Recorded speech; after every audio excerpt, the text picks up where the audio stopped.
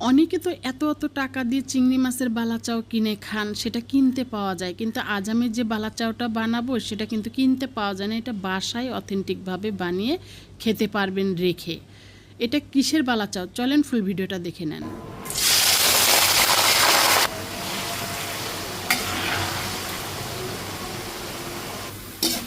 আলুগুলো ভেজে মচমচা করে নিয়েছি।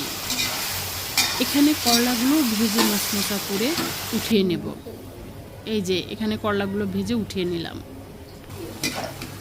এখানে চিকন চিকন করে পেঁয়াজ কেটে নিয়েছি, সে পেঁয়াজগুলো মচমচা করে বেরেস্তা করে নেব। পেঁয়াজগুলো বেরেস্তা করা হয়ে গিয়েছে।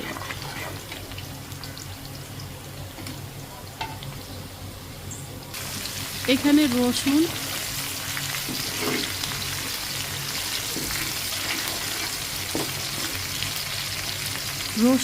আর কাঁচামরিচ আমি ভেজে নিলাম। কাঁচামরিচগুলো গোল গোল কেটে তেলে ভাজি করলে ঝালগুলো অনেকটাই কমে যায়। এখানে করলা, পেঁয়াজ, রসুন, কাঁচামরিচ, আলু মচমচা করে ভেজে নিয়েছি। এখন কিছু শুকনো মরিচ ভেজে নেব এই ভর্তাটা করার জন্য।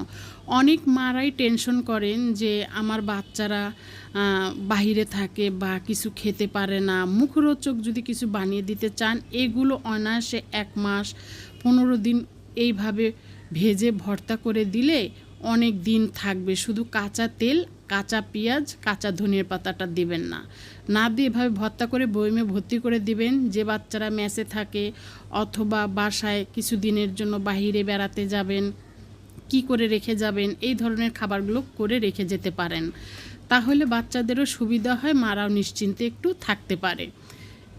এইটা ছিল আমার একটা টেকনিক, করলা, আলু, পেঁয়াজ দিয়ে একটা বালাচাও বানানো। ভিডিওটা কেমন লেগেছে অবশ্যই ভালো লাগলে শেয়ার করে দিবেন। ধন্যবাদ। আসসালামু আলাইকুম।